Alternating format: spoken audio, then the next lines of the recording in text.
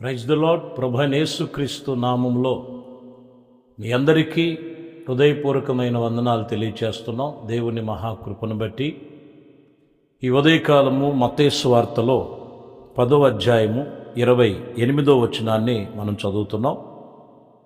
ఆత్మను చంపి నరకములో దేహమును చంపువారికి భయపడకుడి, కానీ ఆత్మను దేహమును కూడా నరకములో నశింపు చేయుగల వానికి మిక్కిలి భయపడుడి. ప్రభు చెబుతున్న మాటల్లో దేవునికి భయపడుడి. మనుషులను చంపి మనుషుడు నరకానికి వెళుతున్నాడు.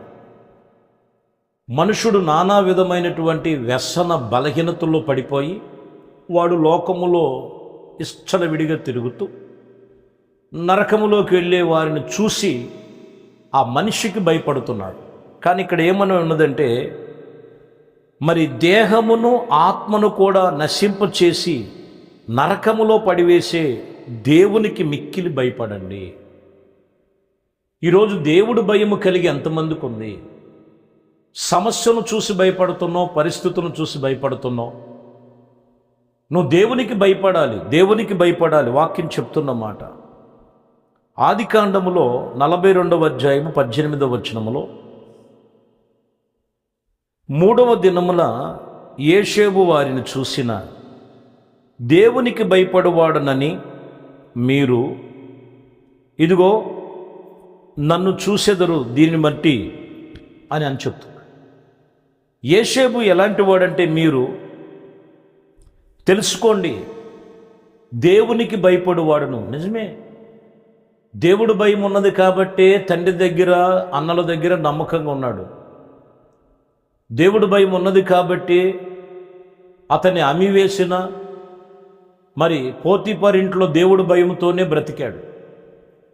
అక్కడి నుంచి నిందలు మోసిన, శరసాలలు వేసిన పానదాయక అధిపతి దగ్గర కూడా భయభక్తులతోనే ఉన్నాడు. దేవుని భయం కాబట్టే యేషేబు జీవితంలో మీరు చూస్తే దేవుని భయం ఉన్నది కాబట్టే యేషేబుని దేవుడు అంతగా ఆయన ఆశీర్వదించాడు, అంతగా ఆయన దీవించాడని వాక్యాన్ని మనం ఇక్కడ చూడొచ్చు. మరొక మాటలో చూస్తే 31వ అధ్యాయం 42వ వచనం చదువుతున్నాం. ఆదికాండము, నా తండ్రి అయిన దేవుడు అబ్రహాము దేవుడు ఇస్సాకు భయపడిన దేవుడు నాకు తోడయుండిన ఎడల నిశ్చయముగా నీవు నన్ను వట్టి చేతులతో పంపివేయవని ఉందువని దేవుడు నా ప్రయాసను, నా చేతి కష్టమును చూసి ఆయన రాత్రి నన్ను గద్దించునని లాబానుతో చెప్పాడు. యాకోబు కూడా చెప్తున్నాడు, అబ్రహాము దేవుడు ఇస్సాకు దేవుడు భయపడిన దేవుడు నాకు నిశ్చయముగా తోడై ఉన్నాడు, నన్ను వట్టి చేతులతో పంపడు, నాకు పక్షముగా నా కార్యము చేస్తాడు. ఆ దర్శనము నాకు కనపడింది. అక్కడ లాబాను కూడా అదే చెప్తున్నాడు. ఈరోజు నువ్వు పడిన కష్టార్జితమును తగిన ప్రతిఫలము గత సంవత్సరంలో రాలేదేమో, భయమే మిగిలిందేమో, ఇంకా అదే భయంతో ఉన్నావేమో. దేవుని భయం కలుగు. నీ ప్రయాసకు తగిన ప్రతిఫలము దేవుడి దగ్గరే ఉంది.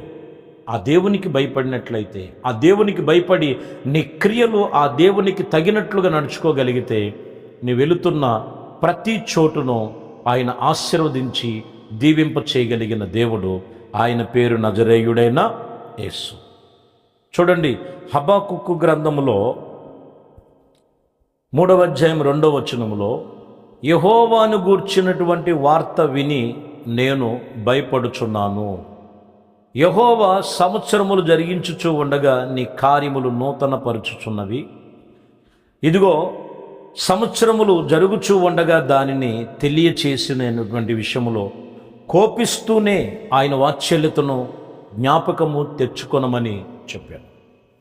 ఇక్కడ హబక్కూకు గ్రంథములో మీరు గమనించినట్లయితే సంవత్సరములు జరిగిపోతున్నాయి, కానీ ఆయన వాత్సల్యత నూతన పరుస్తున్నాడు. కారణం ఏంటంటే యెహోవాను గూర్చినటువంటి భయము. నేను ఆయనను గూర్చిన వార్త వినగా నేను ఆయన యందు భయభక్తులతో. ఈరోజు ఆయన వాక్యం వస్తుందంటే భయముతో వణుకుతో మనము అనుసరించాలి. ఆ వాక్యములో మనము ఎమడబడి ఉండాలి. ఆ వాక్యములో మనము నెమరు వేసుకొని మనలో ఉండవలసినటువంటి సరిచేసుకున్నట్లయితే నిన్ను సంవత్సరములు జరుగుతూ ఉండగా ఆయన కార్యములు నూతనపరుస్తాడు. ఆయన కార్యములు నూతనపరిచి నూతనమైన కృపలో స్థిరపరచగలిగిన వాడు. మీరు గమనించాలి, 10వ అధ్యాయములో అపోస్తల కార్యములలో మీరు గమనిస్తే ఇక్కడ శతాధిపతి అయినటువంటి కొర్నేలు ఉంటాడు. ఈ కొర్నేలు చాలా భక్తిపరుడు. అప్పటికి మారు మనసు పొందలా, రక్షణ పొందలా. 10వ అధ్యాయం 27వ వచనంలో మీరు చదివితే, అందుకు వారు నీతిమంతుడైనటువంటి దేవునికి భయభక్తులు గలవాడై యూదా జనులందరి వలన మంచి పేరును పొందినవాడై శతాధిపతి అగు కొర్నేలు ఒక మనుషుడు ఉన్నాడని మాట విన్నాడు. ఈయన ఎటువంటి స్వభావం కలిగిన వాడంట? దేవునికి భయపడువాడు. ఈరోజు దేవునికి భయపడేవారు లేరు, దేనికో భయపడేవారు ఉన్నారు. దేవునికి భయపడేటువంటి ఈ వ్యక్తిని ఆ యూదా ప్రదేశమంతట్లో కూడా గొప్పగా చెప్పుకుంటున్నారు. కారణం ఏంటంటే ఇతడు దేవునికి భయపడేవాడు, ధర్మకార్యములు చేసేవాడు, ప్రార్థన చేసేవాడు, దేవుని మీద నిబంధన కలిగేవాడు. దేవుని భయం కలిగిన వాళ్ళలో ప్రార్థన ఉంటుంది, దేవుని వాక్యానికి చోటు ఉంటుంది. దేవునితో నిబంధన చేసుకొని వాళ్ళు చేయదలిసినటువంటి దేవుని యొక్క దైవ కార్యాలన్నీ చేయగలుగుతారు. అందును బట్టి అంత గొప్ప పేరు కలిగినట్లుగా రాయబడి ఉంది. కాబట్టి లేఖనాలు తెలియజేస్తున్న మాటల్లో ఏమని ఉన్నదని మీరు రాయబడిన మాటలు చూస్తే దేవుని సన్నిధిలో భయభక్తులు కలిగినటువంటి అనుభవాలు వారిలో కనపడతాయి. కాబట్టి ప్రియమైన దేవుని బిడ్డలారా, ఈరోజు ఈ వాక్యమును బట్టి ఏం కలిగి ఉన్నారంట? మీరు దేవునికి భయపడాలి. దేవునికి భయపడక లోకములో ఉన్న వాటికి భయపడటం వల్ల ప్రయోజనం లేదు. ఇప్పటికైనా దేవునికి లోబడి దేవుని యందు భయభక్తులు కలుగుండు. నీ యొక్క ప్రయాస ప్రభునందు వ్యర్థము కాదు. సమస్త కార్యములన్నీ ఆయన కృపలో నీ పక్షముగా జరిగించి ఆయన కృపలో స్థిరపరచునుగాక. ప్రార్థన చేద్దాం. పరిశుద్ధుడైన తండ్రి, దయగలిగిన మా ప్రభువా, మీ శ్రేష్టమైన పరిశుద్ధ నామమును బట్టి వందనాలు. ఈ ఉదయ కాలమే ఇదిగోనైనా మీ భయభక్తులతో దేవునికి భయపడువాడని ఎలా పేరు తెచ్చుకున్నాడో కొర్నేలు, వాక్యం వింటున్న ప్రతి ఒక్కరి జీవితాలు దేవునికి భయపడేవారు. పరిస్థితులకు, రోగానికి, ఆటంకాలకి, కుటుంబంలో జరుగుతున్నటువంటి కొన్ని ఇబ్బందులకు వారిలో ఉన్న ఆ భయాన్ని తొలగించండి. మీ ఆత్మ చేత మీ కృపలో స్థిరపరిచి మీ యందు భయభక్తులు కలిగి మీ సన్నిధిలో అయ్యా మీ కృపలోనైనా వాడబడటానికి మీ కృప దయచేయమని ప్రతి ఒక్కరూ మీకు లోబడి మీ యందు విశ్వాసముతో నిరీక్షణతో నడుచుకునే కృప దయచేయమని నజరేయుడనే యేసుక్రీస్తు నామములో ప్రార్థించి వేడుకొనుచున్నాము తండ్రి. ఆమేన్. దేవుడు మిమ్మల్ని దీవించి ఆశీర్వదించును.